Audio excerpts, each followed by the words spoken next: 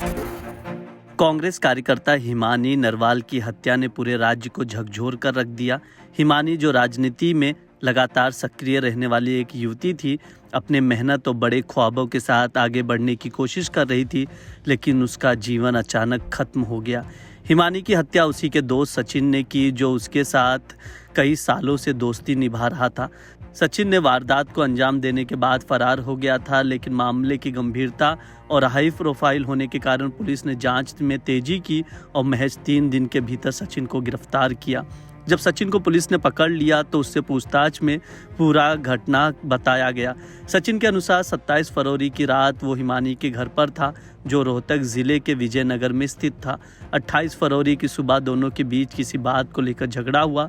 झगड़े के बाद सचिन का गुस्सा बढ़ गया। उसने हिमानी के हाथ दुपट्टे से बांध दिए, फिर उसने मोबाइल चार्जर से उसका गला घोंट दिया।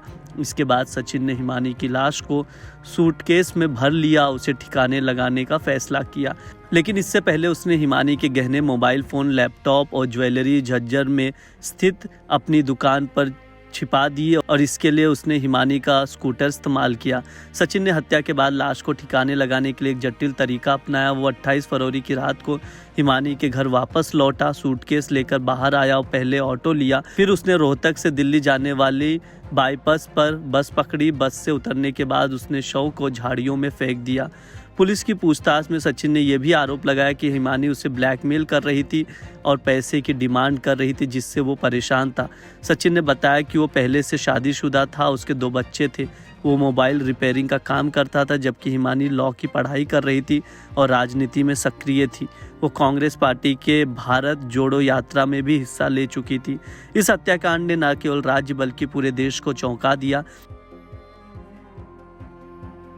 जब ये सूचना मिली तो 8 टीमें बनाई, एसआईटी वगैरह और दूसरी, ताकि इसका जल्द से जल्द ये पता लगाया जा सके कि ये महिला है कौन। क्योंकि एक ब्लाइंड मर्डर केस था तो सबसे पहले आइडेंटिफाई करना उसको बहुत जरूरी था। तो तुरंत लोगों को, जो भी जान पहचान के थे या और दूसरे लोग थे, उनसे जब ये इनके परिवार वालों ने इसको शनाख्त कर लिया कि ये हिमानी नाम की लड़की है जो कि रोहतक विजयनगर में रहती है, तो उसके बाद सभी एसआईटी टीम्स अपने अपने काम पे लगी। इसमें रोहतक पुलिस ने बहुत मेहनत और इतना व्यस्तता चुनाव के होते हुए इतना जल्दी ये केस ट्रेस आउट किया है, जो कि बहुत सराहना की बात है। इसके अंदर जो एक्यूज्ड है वो गिरफ्तार कर लिया गया, जो कि 1.5 साल पहले से इंस्टाग्राम, सोशल मीडिया आना जाना उसका इनके घर पे था। लड़की अकेली विजयनगर में रहती थी और 27 फरवरी को ये लड़का उनके घर पे आया और इनकी आपस में कहा सुनी होगी और इसने ये जो मोबाइल चार्जर की केबल है उससे गला घोंट के और उसको वहीं मार दिया।